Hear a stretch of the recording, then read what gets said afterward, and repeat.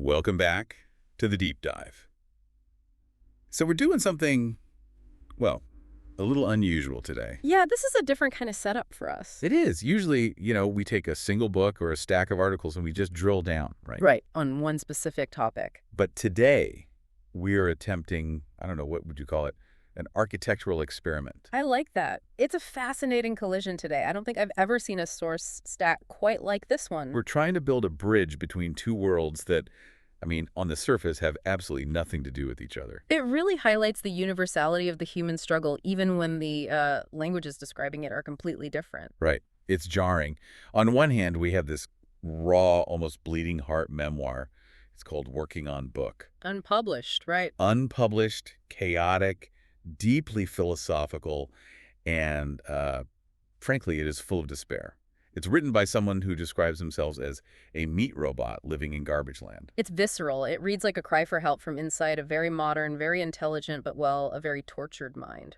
It really does. It's the voice of someone who has stared into the void and found it boring.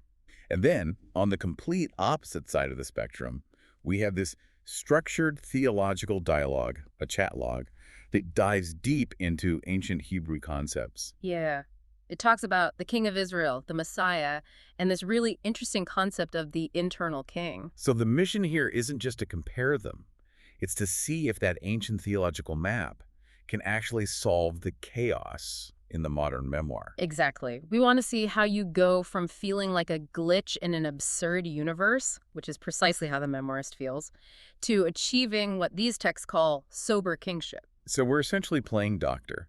The memoir provides the symptoms. And the theology provides the potential cure. And honestly, I think a lot of people are going to see themselves in the symptoms. I agree. It addresses that underlying hum of, anxiety and meaninglessness that seems pretty pervasive these days. It does. Well, if we're going to diagnose the patient, we have to start with the symptoms. And there's one detail in the memoir that it stuck with me. I can't get it out of my head. I know which one you mean. He calls it the jumping game. Oh, it is such a vivid, almost disturbing image. It's really the anchor for his whole psychological state. So let's unpack this. The author describes this childhood coping mechanism that didn't just stay in childhood, it followed him right into adulthood. Right.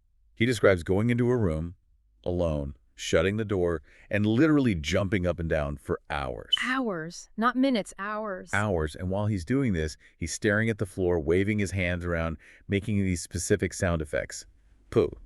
Push. And in his head, he's running these intense movie-like scenarios. He's a superhero, or a night-saving damsels, or a rock star. It sounds like a textbook case of maladaptive daydreaming, but on steroids.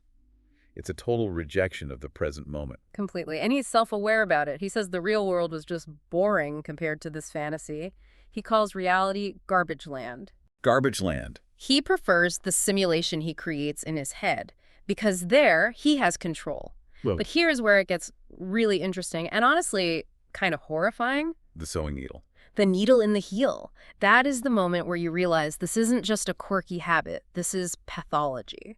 Walk us through that, because when I read this part, I physically winced. So he's in the middle of the jumping game. He's stomping around, lost in fantasy, and he steps on a sewing needle that was on the carpet. It just drives deep into his heel and snaps off. Ouch. Just ouch. Right. Now, a normal reaction is stop, scream, call a doctor, go to the hospital. But he doesn't. What does he do? He says he walked around with that needle embedded in his foot for 2 years. 2 years. 2 years. He just adapted. He learned to walk on his toes to avoid the pressure. He kept doing the jumping game, just landing on the other foot. That's insane. Why? Why would someone do that? What compels a person to live with a needle in their foot rather than deal with it? Well, that's the crucial insight. He uses it to illustrate this really dark point about human nature. He says humans are so adaptable to bullshit. Wow. He was so desperate to stay in the fantasy, to keep jumping, that he was willing to ignore physical agony. To him, the pain of reality, of stopping the game, was worse than the pain of the needle. So it creates this picture of a person who is physically present, his body is there, needle and all, but mentally he is completely checked out. He's gone. He's ghosted his own life, and the philosophy he builds around this split is dark. It's classic nihilism, but with a very modern scientific flavor. Right. He looks at his own behavior, his own inability to stop jumping or eating junk food, and he concludes that humans are just homo ignorans, ignorant man. And he calls us infamotes. Right. Yes. the lowest order of life. He views humans as biological machines, or meat robots. Hmm. We think we have free will, but we're actually driven by tyrannical instincts. You get hungry, you have to eat, you get horny, you have to seek sex, you get bored. You have to jump. He feels oppressed by his own biology. He feels like a passenger in a car that's driving itself off a cliff. And there's that surreal sci-fi story he wrote, the Dragon Egg story. That really felt like a window into his soul. So cynical, it was almost funny. Oh, absolutely. If you want to understand his worldview, you have to read that story. It encapsulates his entire theology of despair. So to give the gist, in this story, God finally reveals himself to humanity, and everyone's waiting for this benevolent light, you know? But he isn't a loving father. He's basically an alien scientist. Cold, clinical, and just. And he tells humans, you are the scum of the earth. He says human life wasn't the point of the experiment. It was a glitch, a mistake. He was trying to create these perfect, crystalline dragons, and we're just the mold growing on the petri dish. And the punchline of the story is this alien god commanding humans to just stop. Stop reproducing. Let it end. It's chilling. It's basically an anti-Genesis. It captures that feeling of thrownness the author talks about. The anger of being born without consent into a world that feels alien and painful.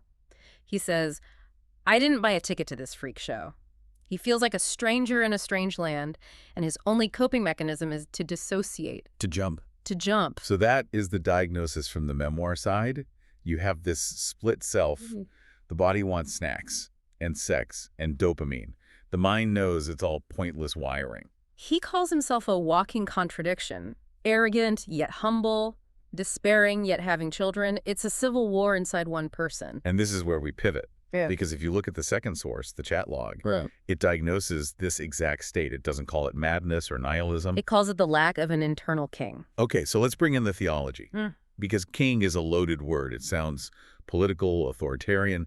How does the concept of a king of Israel fix the meat robot problem? Well, the text makes a crucial distinction immediately. In this context, being a king has nothing to do with politics or ruling over other people. It represents a state of being, specifically self-mastery. Self-mastery. The Hebrew term they use is javura, which translates to discipline, strength, or restraint. So it's about ruling that internal civil war we just talked about. It's about ruling the meat robot. Precisely. And the text contrasts two figures to explain this, King Saul and King David.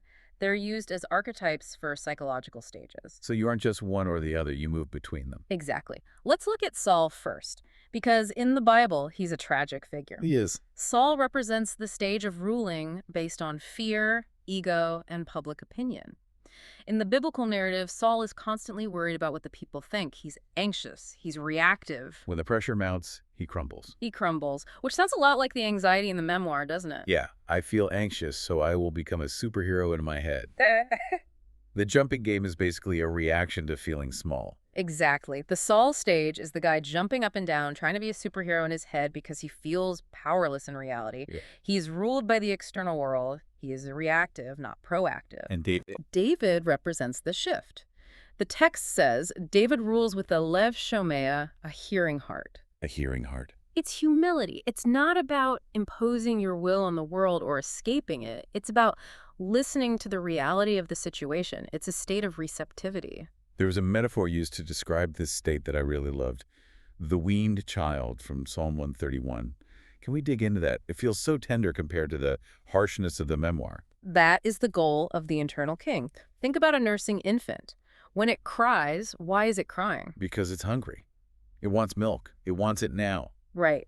It needs something, immediate gratification. Milk, comfort, warmth. If it doesn't get it, it screams. That is the meat robot. It's the Saul stage demanding dopamine. Feed me or I will make noise. And the weaned child. Weaned child sits with its mother, but it doesn't need the milk anymore. It isn't there for the transaction. It's content just being in the presence of the mother. It's no longer screaming for input. That's a powerful shift. So the goal isn't to starve the self, but to reach a point where you don't need the constant milk of fantasy or distraction to be okay. Right. It's quieting the soul.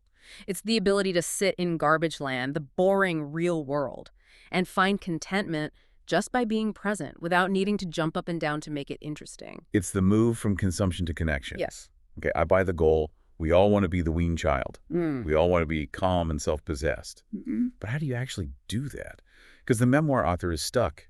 He has the needle in his foot and he's still jumping. This is where the chat log gets very practical. It offers a strategy, and it's fascinating because it reframes biblical wars as psychological protocols. It talks about conquering the internal cities. This is the part that surprised me. The source argues that when the Bible talks about conquering the 7 nations of Canaan, it's not talking about historical people.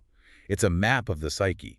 Correct. It says the 7 nations correspond to emotional blocks. For example, the Canaanites represent materialism, the addiction to stuff. The Hittites represent fear or terror. So the idea is that you have these cities in your mind, fortresses of bad habits or negative thought loops that are occupied by these enemies. Yes. And the biggest, most fortified fortress mentioned is Jericho. And the text lays out a Jericho strategy for breaking a deep-seated habit like the jumping game. I have the steps here. And when you look at them as a psychological tool, it's actually kind of brilliant. The first step was circling. Right. In the story, they walked around the city for 6 days. They didn't attack, they just walked. So what does that look like for a habit? Because usually we just want to smash it. It represents patience and incubation. Usually when we have a bad habit like the jumping game or doom scrolling, we either indulge it or we attack it aggressively. We shame ourselves. Stop doing that, you're an idiot. Which usually fails. Almost always. Because you're feeding the monster with attention. Circling means you acknowledge the problem, you look at it. You are aware of it, but you don't attack it yet. You detach and observe. You just walk around the wall. You just walk around the wall. Then comes the second step. Silence. The soldiers weren't allowed to shout. So stop venting. Exactly. Stop complaining about your anxiety or your boredom. Stop giving the problem energy by talking about it constantly. The text says you have to contain the pressure within. It builds a kind of spiritual potential energy. And if you leak it, you lose the power. You lose the power to break the wall. And then finally, the trumpets. The shofar. The divine frequency. This is the pivot. Yeah. You don't try to reason your way out of the addiction using logic. The meat robot can rationalize anything. Instead, you bring in a higher purpose prayer, connection, a sense of the sacred. You blast the habit with a frequency it can't resonate with. And the result is the collapse. Yeah. The walls fall down flat. That is the promise. If you follow the discipline awareness, silence, connection, the habit doesn't just get suppressed. The structure of it collapses. The desire to jump up and down simply isn't there anymore. You're replacing that heart of stone, the numbness the memoir author feels, with a heart of flesh, a heart that is sensitive and alive. Exactly. You become permeable again. You know, speaking of feeling alive, we have to talk about the gummies. Ah, yes. The pot gummies. Because the memoir author admits he uses them. Not constantly, but when he does, he describes this lightning flash of spiritual connection. Suddenly, the meat robot feeling is gone. He feels the embrace of the universe. But then it fades. Right. It fades. And he's back to being a glitch in garbage land. It's almost cruel. It's like being shown the exit door and then having it slammed in your face. The commentary in the logs breaks this down beautifully. It contrasts the flash of lightning with the light of dawn. This is a critical distinction. Okay, unpack that for us. The flash is an induced state. It's the gummy. It shows you the landscape. It proves the spiritual world exists. But it happens in the dark. And when the flash is over, you are still in the dark, and now you're blind because the light was so bright. And the logs argue that it leaves no muscle memory. Exactly. You didn't climb the mountain, you took a helicopter, so your legs aren't any stronger. In fact, the text warns that kings shouldn't drink strong drink because they might forget the decree. Meaning, you forget the moral imperative. You forget why you're supposed to be good. Yes. You're just enjoying the feeling of oneness, but you aren't doing the work. The light of dawn, however, is different. Think about sunrise. It happens slowly, gradual, but it gets brighter and brighter until the whole world is illuminated. And that represents the daily grind. It represents sustainable growth achieved through the moral imperative, actually doing the work, doing the mitzvot, the good deeds, in a sober state. It's harder, but it's permanent. You are building the light yourself. There's this concept mentioned called shaviti.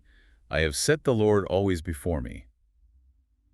Is that the sober alternative to the gummy? That is exactly the alternative. Shaviti is a mindfulness practice, but with a target.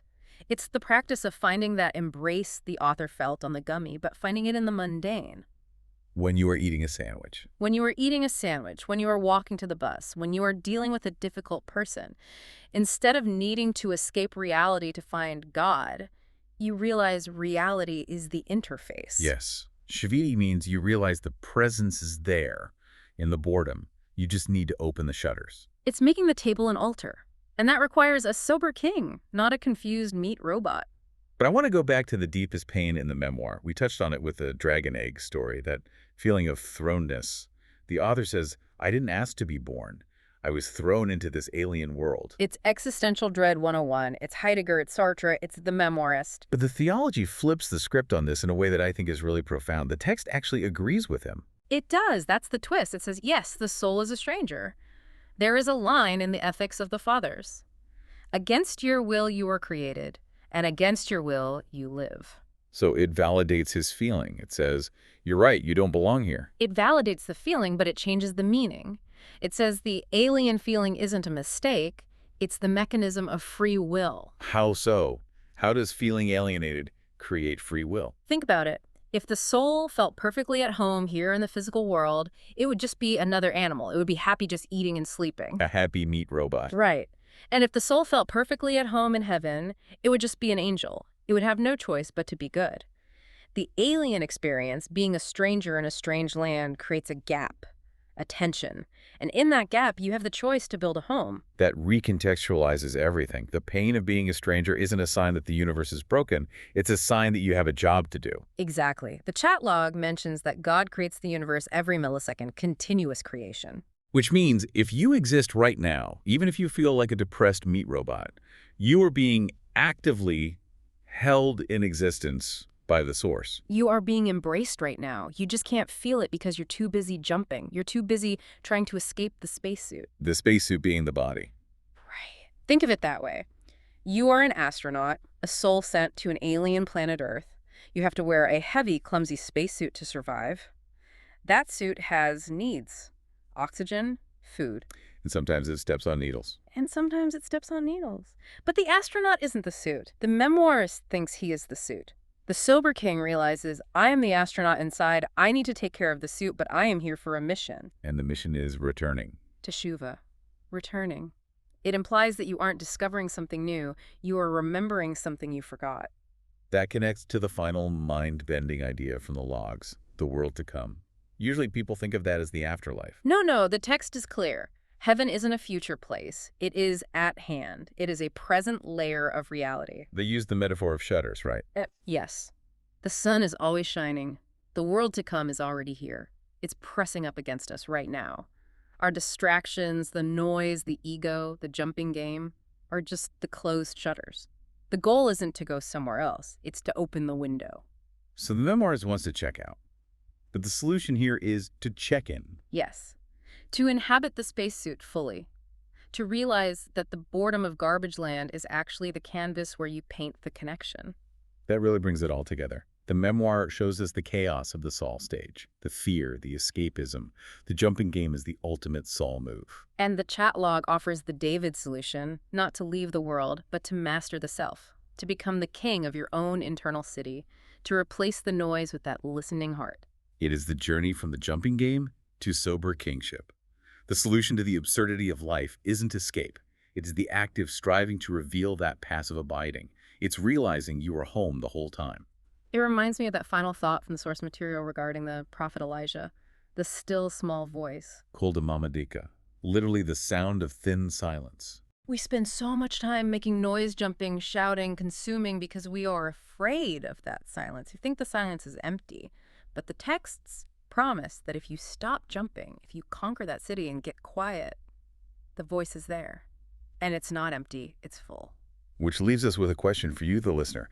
If the world to come is already here, streaming in like sunlight behind closed shutters, what shutter, what habit, what distraction, what game are you holding on to that is keeping you from seeing it right now? That is the question the king has to answer. Thanks for diving in with us. We'll see you next time.